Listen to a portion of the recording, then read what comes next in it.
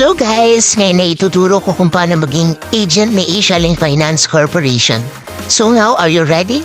Ikaw ba ay may 2 valid ID, may GCash verified account, o kaya naman ay may bank account? Kung ikaw ay meron ng mga ito, tara magpatuloy ka. May ilan lamang ako ay papayo sa inyo.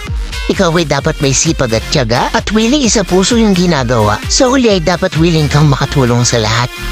Bali magre-refer ka lamang sa amin ng mga tao na magsasanla ng ORC or ng car at saka truck, yung for business expansion o kaya for emergency fund o di kaya pang home renovations. Dahil naniniwala ako na kahit gaano pa kahirap ang paghahanap nito at maniwala ka man o sa hindi, ang magiging resulta nito ay ang pagka-milyonaryo mo.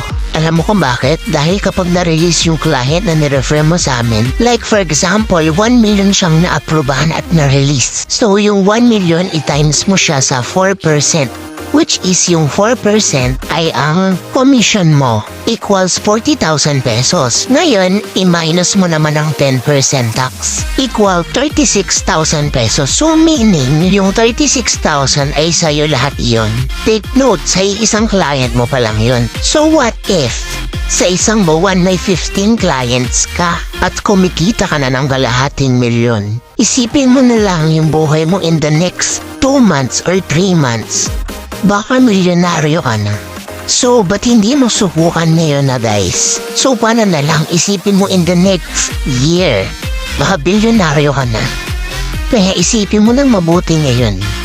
Mag-agent na kayo dito sa amin sa Asialink Balagtas at mag-refer na kayo ng mga clients. Grabe kung papasukin nyo lang talaga yung sales at malalaman nyo lahat guys.